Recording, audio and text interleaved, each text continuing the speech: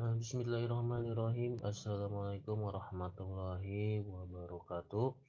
Alhamdulillah, pada semester 2 ini di tahun 2021 kita masih bisa berjumpa kembali, masih bisa diberi kesempatan oleh Allah Subhanahu wa taala untuk bisa bertatap muka kembali dalam materi pembelajaran biologi kelas 12. Bapak harap semoga kalian selalu semangat dalam pembelajaran jarak jauh ini dan selalu menerapkan protokol kesehatan. Untuk hari ini Bapak akan menyampaikan kompetensi dasar biologi kelas 12 semester 2 tahun ajaran 2020-2021. Eh, Mungkin nanti bisa menjadi gambaran buat kalian dalam menerima pembelajaran jarak jauh untuk materi biologi di semester 2 ini. Kompetensi dasar yang pertama itu kompetensi dasar 3.7. Ini menganalisis hereditas pada manusia, di mana nanti kita akan menerangkan pada bab 6 yaitu hereditas pada manusia. Mungkin kalian masih ingat tentang hereditas ya, karena di semester 1 Bapak sudah menjelaskan apa itu hereditas.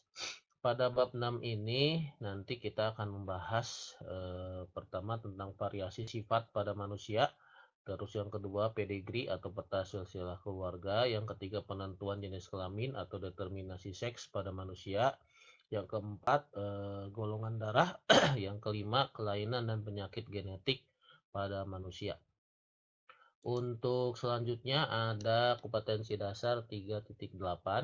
Ini menganalisis peristiwa mutasi. Nah, ini dibahas di bab 7 yaitu tentang mutasi, di mana kita nanti akan eh, membahas pertama tentang pengertian mutasi, yang kedua jenis mutasi, yang ketiga penyebab mutasi atau disebut juga mutagen, yang keempat klasifikasi mutasi atau pengelompokan mutasi, yang kelima kelainan pada manusia akibat mutasi, yang keenam mutasi dalam mekanisme proses mutasi.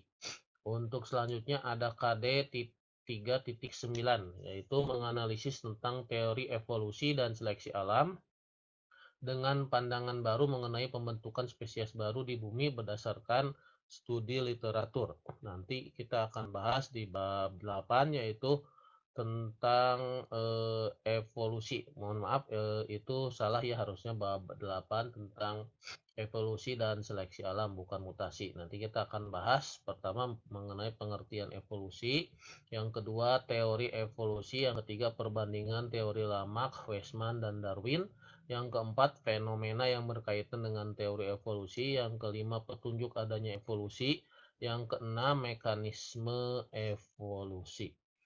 Terus kita lanjut kompetensi dasar yang terakhir yaitu 3.10. Ini memahami tentang prinsip-prinsip bioteknologi yang menerapkan bioproses dalam menghasilkan produk baru untuk meningkatkan kesejahteraan manusia dalam berbagai aspek kehidupan.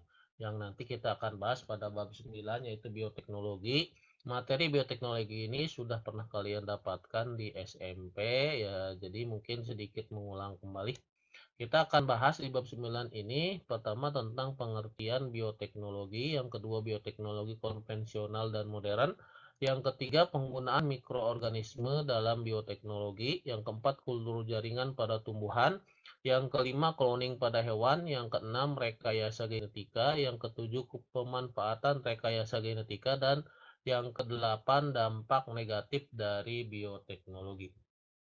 Mungkin itu beberapa kompetensi dasar pada semester 2 yang nanti kita akan bahas untuk kedepannya.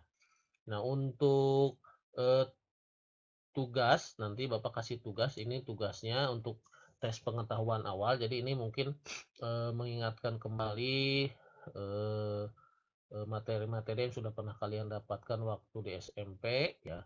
Yang pertama apakah pedigree dalam hereditas pada manusia itu, yang kedua apakah mutasi itu, yang ketiga apakah evolusi dan seleksi alam itu, dan yang keempat apakah bioteknologi itu. Jadi, tugasnya cuma menjawab 4 pertanyaan, nanti kalian jawab di kertas atau di buku paket, atau di buku tulis, ataupun di tik boleh ya. Silakan cari jawabannya, di buku-buku penunjang, buku-buku paket, atau searching, di, Mbah Google. Nah, setelah itu kalian kumpulkan, di e-learning di tempat yang sudah Bapak sediakan nanti di e-learning. Ya itu saja mungkin untuk tes pengetahuan awalnya.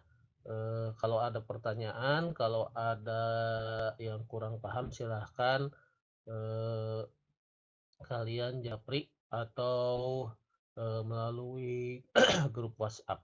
Ya itu saja untuk hari ini, tetap semangat ya, jangan lupa protokol kesehatan untuk COVID-19.